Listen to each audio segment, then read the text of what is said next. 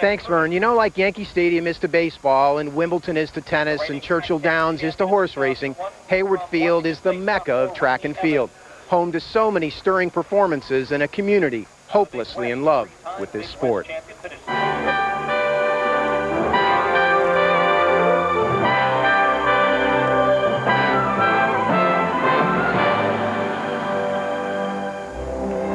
It all seems so fitting, preordained, if you will, when 18-year-old Alan Webb roared around the final lap and shattered Jim Ryan's 36-year-old national high school mark for the mile, carried by the crowd in the cathedral of track and field.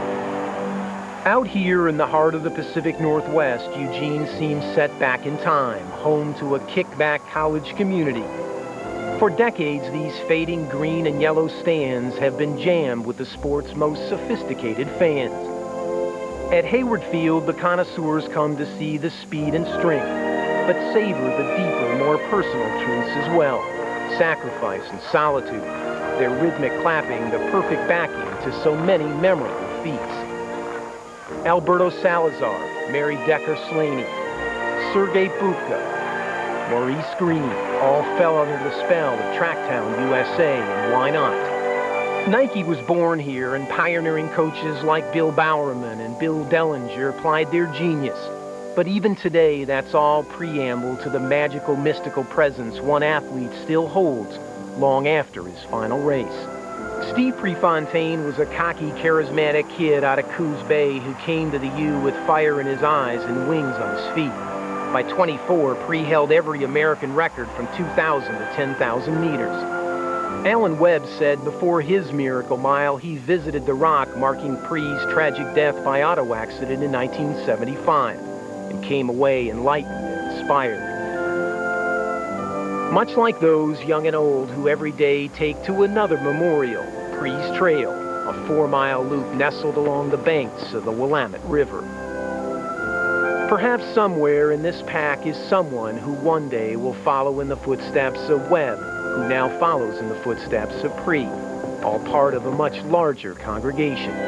The tens of thousands blessed enough to have competed here or visited here, touched by their time in Tracktown, USA, and the cathedral of track and field.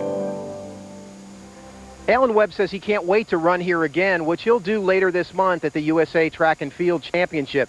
Well, it appears that the fans, Vern, can't wait as well. They crashed the computer system trying to get tickets to that event. Back to you. All right, Armin, thank you very much. It really is a very special place in the history of track and field, and Carol and Dwight have competed here many times.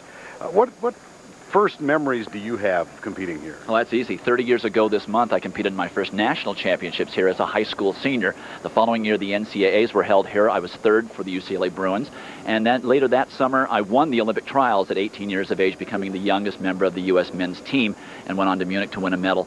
Made the team again 4 years later, so there are a lot of special memories for me here at Hayward Field. Carol, how about you? What comes to mind? Well, first of all, I have to try to outdo Dwight over here. And I can think back. In 1980, actually, it was a big moment for the Lewis family.